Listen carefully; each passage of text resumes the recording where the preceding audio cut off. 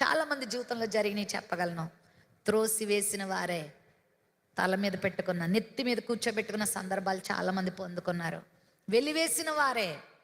మొన్న ఒక యవనస్తుడు చెప్తున్నాడు రాజమండ్రిలో, నా ముఖం చూసి, నా చదువు చూసి నీకా ఉద్యోగం ఇచ్చేది పో అని.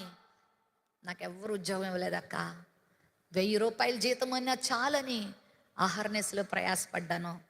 చాలా రాత్రులు ఏడ్చాను, చాలా కృంగిపోయాను. అలాంటి పరిస్థితుల్లో దేవుని మందిరానికి వచ్చాను, దేవుని వాక్యం విన్నాను, నా జీవితాన్ని ప్రభుకి అప్పగించుకున్నాను, ప్రభు పని చేశాను, దేవుని సేవకుల వెనకాల ఆయన పరిచర్యలో వాడబడ్డాను. ఈరోజు ఇదే హైదరాబాద్లో ఒక అద్భుతమైన నర్సరీని ప్రారంభించాడు అబ్బాయి. ఇప్పుడు ఒరిస్సా, కల్కటా, రాజమండ్రి, హైదరాబాద్ ఇంకా చాలా సెంటర్స్లో తన నర్సరీని అభివృద్ధి చేశాడు.